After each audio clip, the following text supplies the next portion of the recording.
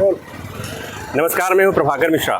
आपने house arrest सुना होगा, प्रिकॉशनरी अरेस्ट सुना होगा, लेकिन आज दिल्ली हाई कोर्ट में सुनवाई के दौरान एक नए तरह का अरेस्ट की चर्चा हुई। वो अरेस्ट है इंश्योरेंस अरेस्ट। आप पूछेंगे ये होता क्या है?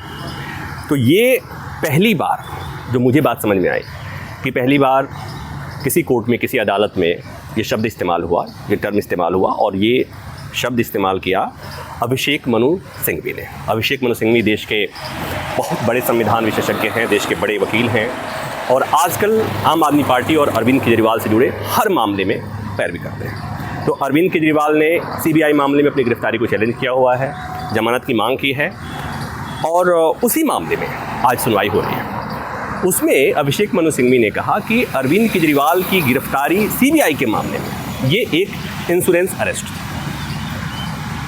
कैसा, ऐसा क्यों कहा उन्होंने, इसका मतलब क्या है, ये हम समझने की कोशिश करते हैं। इंश्योरेंस अरेस्ट यानी ऐसी गिरफ्तारी जो सुनिश्चित करे कि आरोपी किसी भी कीमत पर, किसी भी सूरत में जेल से बाहर नहीं आ सके।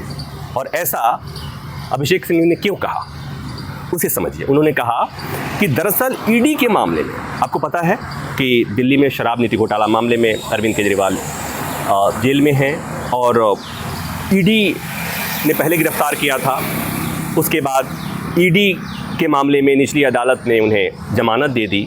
उस जमानत को ईडी ने हाई कोर्ट में चुनौती दी, और उसी बीच में जब हाई कोर्ट में सुनवाई होनी थी, सीबीआई ने अरविंद केजरीवाल को गिरफ्तार कर लिया। यानी कि ईडी की हिरासत में, ईडी के केस में जेल में रहने के दौरान ही सीबीआई ने उन्हें गिरफ्तार कर लिया। तो अभिषेक मनु सिंघवी ने दलील दी कि ये जो गिरफ्तारी हुई दरअसल इसलिए हुई कि ईडी को इस बात का एहसास हो गया था कि इस मामले में अरविंद केजरीवाल को जमानत मिल जाएगी और ऐसे में वो जेल से बाहर आ जाएंगे, इसलिए सीबीआई ने उनको दोबारा गिरफ्तार कर लिया। उनके कहने की वजह भी है, और उन्होंने जो कोर्ट में बताया कि वो ऐसी बात क्यों कह रहे हैं, तो उन्होंने गिनाई बातें। उन्होंने कहा कि निचली अदालत ने जमानत दे दी थी, ऊपर की अदालत ने ईडी के मामले में स्टे लगा दिया, सुप्रीम कोर्ट ने अरविंद केजरीवाल को चुनाव प्रचार करने के लिए अंतरिम जमानत दी थी।